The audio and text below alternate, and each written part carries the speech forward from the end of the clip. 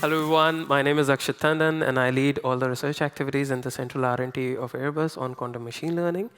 And today I'm going to explain to you why quantum computing as a whole, or exploring quantum computing as a whole, is essential for aviation sector or aerospace sector, and why it is also relevant for Airbus in particular. And before I move on to why why quantum computing is relevant for Airbus in particular, we must also understand what exactly we make. So just to give you an explanation on that, and what are our products and services. So for those who are not aware, maybe Airbus is headquartered in Toulouse. We are the global leader in aeronautics and space and related services. We have two divisions, Airbus Defense and Space and Airbus Helicopters. We are located in more than 180 locations worldwide with over 150,000 employees working for us. And and as you can already imagine, as I said, with the divisions that you see that we have a wide range of products and services. So maybe one of them is you might be already aware or may have used while coming here to this conference as our commercial aircraft series, for example, A320 series or something like that. And then there are some lesser known products and services, which are like satellites. We are indeed the largest European manufacturers of satellite and related services. So as you can imagine, there are a lot of critical, complex applications and products that we build. And these all products, these wide range of products, complex ones, make aviation indeed one of the most data-rich and data-intensive industries in the world. Which means we need to process data that is generated throughout the phase of the production of our products. We have to analyze that data in real time in many places, and then basically use that in some way or the other back in our design and production cycle. Which means, of course, we need, and indeed we do, maintain our own HPC cluster. And we have been talking about the requirement of HPC way before AI became the cool thing in the market, as it is today. But we are also aware, and we have been, again, already aware for some time already, that these classical systems might reach their limits soon. So basically, that's one of the reasons why we want to explore all these different alternate computing technologies, and quantum computing is, of course, one of them.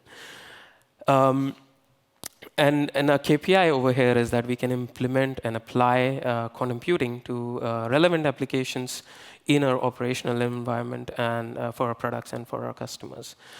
And what are those relevant applications, you may ask? There are indeed many of them, so we cluster them in 4 families or groups, which share a common solution or similar solutions. So for example, you look at a quantum simulation cluster. It basically deals with all the applications where we try to use quantum computing to simulate, let's say, energy systems or fuel cells or something like that. Then there's optimization, so where we explore quantum optimization solutions for optimization problems, like, for example, logistic optimization and something like this. And then there's quantum solvers, where the idea is basically to see or find solutions, or quantum computing solutions, to enhance, for example, let's say CFD simulation, so all these nonlinear complex equations with quantum computing. And then comes quantum machine learning, which is also the focus of my talk. It's also different from the other 3 clusters because in all these 3 clusters, classical AI is also giving great competition. So what we realized is, in quantum machine learning research, the direction shouldn't be competitiveness with classical AI, because it's also a moving goalpost. So we cannot keep on, we do something good and then there's suddenly some even better classical AI solution. So this will keep on happening. The best way is to synergize, and basically means that our research in quantum machine learning basically focuses on finding places where quantum computing solutions would provide a benefit. And instead of replacing a classical AI, we're basically looking forward both in fully quantum as well as the hybrid quantum classical solutions, which can enhance these classical AI state-of-the-art solutions. So one way is either enhancing by sustainability, making them more sustainable, these classical AI models, or make them more efficient, or make them more transparent or trustworthy. So, but as you can see, there are many potentially good, relevant, and complex use cases that can prove to be like first potential advantage application for quantum computing. So we also aware that the best way to explore all these applications is not to do this alone, but do this with the community, the quantum computing community as a whole. And thus we do these kind of collaborations a lot. Like for example, as you can see, like all different collaborations. And today's talk was also where I will be talking about one of the collaborations as well with QCware, where we developed a quantum enhanced anomaly detection solution in collaboration with QCware. And then there's like if you're also interested, like there's another talk by my colleague from Airbus, Dr. Morris Schabberg. He would be giving a talk on another such collaboration. On our collaboration and equality project. So it's also going to give you very much in detail what exactly are the goals and objectives of that kind of consortia, and where a lot of companies and industrial institutes are basically involved as well. So maybe if you're interested in that talk, please do visit that talk as well. I highly recommend that. It will happen on the same stage at 2:35 p.m. So like 2 hours from now nearly. So yeah, coming back to the collaboration that I'm going to talk about more in detail is anomaly detection. And our use case or application is basically anomaly detection or defect detection on additive manufactured parts. It's critical. I mean, anomaly detection as a whole is critical. So like in the sense for aviation, so like it can be used to detect abnormal vessel behavior, for example, in maritime activity. And it can also be used, for example, to detect defects in 3D printed parts that you see over here. And what indeed, just to give you a glimpse of what exactly we mean by additive manufacturing, if you're not aware of it. So basically, it's a process where you want to 3D print a very complex part. It basically is good in sense like you can, basically, it speeds up the process of manufacturing of some of the complex parts, plus also it also increases in some sense the accuracy of the dimensionality or something like this for the parts as well. But it comes with its own problems. Which basically means, like, for example, there can be defects in these additive manufactured parts. For example, there can be an air bubble in the manufactured or this 3D printed part, which basically is referred to as pores. And then there can be some places where the powder hasn't melted properly. So basically, there will be solid accumulation of that powder, which is basically called as inclusions. These defects are important to be detected because in the end they make the part more fragile and basically make them less durable basically or for long-term usage. So at the moment what is usually done is like there will be multiple experts, human experts, who are basically going through CT scan of these parts, and they're trying to find like, okay, how many pores and inclusions are there, and if there are some pores or inclusions that makes the part really not usable or fragile, then these parts need to be rejected basically from being used further. So as you can imagine, it's a manual process. It's very tedious. It's very slow, and of course, it requires a lot of human expertise as well. So how to automate this process? Of course, classical domain, people have used autoencoder structure, a neural network, for example. Classical AI has been used a lot to detect such defects and abnormalities in the 3D printed parts. In our project with QCware also, we did the exact same thing. So we took one of the state-of-the-art solutions, which was an autoencoder, classical autoencoder structure neural network, and we tried to enhance this with quantum layer, for example, as you can see, something like that. And what we tried to do was we try to use some circuit like this. As you can see, this pyramidal structure circuit. The benefit of using this is basically like it turns your quantum neural network into a quantum orthogonal neural network, meaning to say like you will basically learn weight matrices which are always going to be orthogonal to each other. So the weight matrix is always going to be orthogonal. The idea, of course, the benefit of that would be that it will make the solution more efficient. And that's what we were expecting, and that's exactly what it also showed in some sense. But it also still has some problem. What is that problem? These models, even in classical domain or in quantum classical hybrid solutions, both have this issue that you have a lot of incorrect, of course, predictions.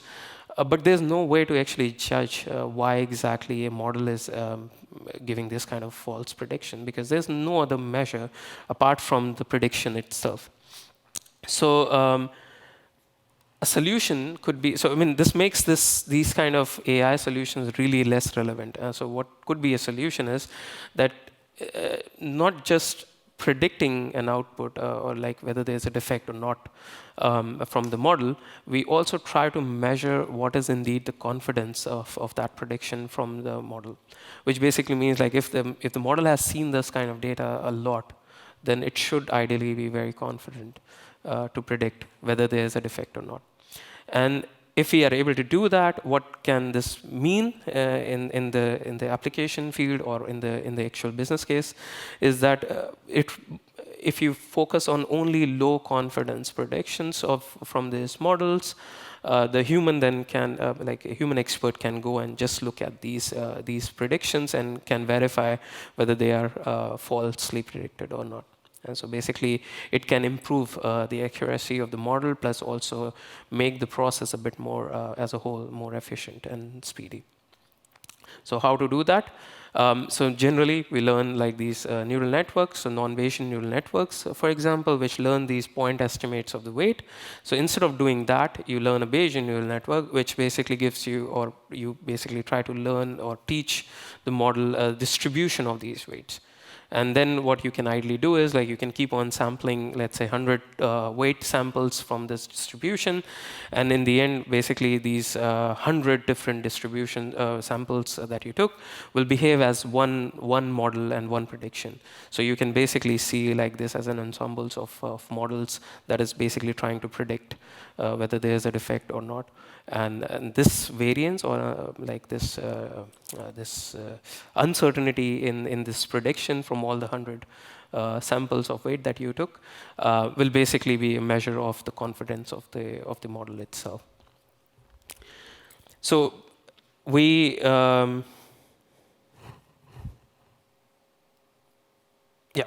So we tried to implement that as well. So we took this inspiration of Bayesian neural network from classical domain and took that to quantum domain as well. So we implemented a quantum Bayesian neural network.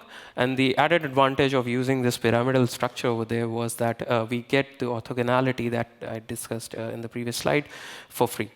Meaning to say that instead of learning the distribution of weight, we learned the distribution of the angles of this RBS gates, for example, that we used in this pyramidal circuit, and which resulted into like as many samples of this angle you take, the resultant end weight matrix is always going to be an orthogonal weight matrix, which basically means like you get for free some kind of orthogonal quantum Bayesian neural network for free.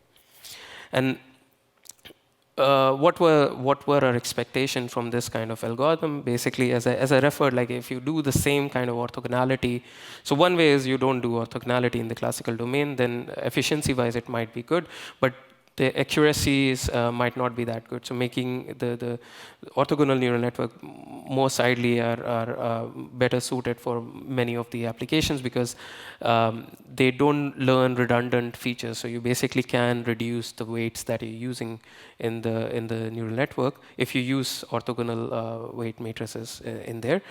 So one way was either you skip this all advantage and go with non-orthogonal neural network. But if you want to go with orthogonal Bayesian neural network in classical domain, it's also complex because you take the weight samples and you then have to orthogonalize them in some way or the other. And this is going to be super slow, and of course, with have a lot of computational costs as well.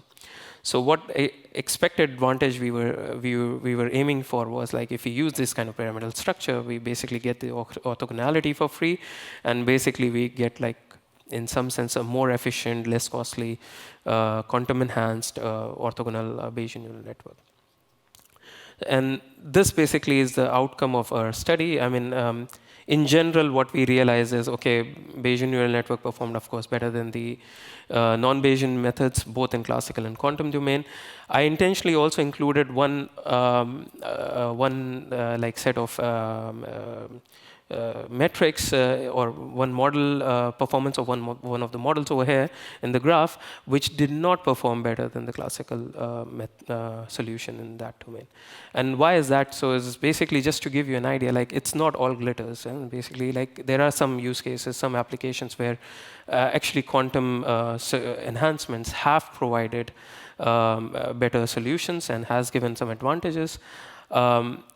But also, like there are some others where there needs to be further fine-tuning and further understanding of why exactly certain quantum method is performing good or not good, and that's one of the reasons. So I didn't want to end the presentation in all glittery note, all positive note, in the sense like there's still some challenges that needs to be solved, and that's exactly what we are also aiming at. Like the further steps for us in this project is also like to understand what are the ways in which we can even enhance the classical AI performance using quantum computing algorithms for even the models or for the use cases where they didn't seem to perform well before. So with that, I end my presentation. If you're more interested in our work, in which I described just now, it's also published. You can scan the QR code and read the full paper. Or if you're interested in what other things we are also doing at Airbus on quantum technologies, you can scan the other QR code as well and have a look at it. Thank you very much.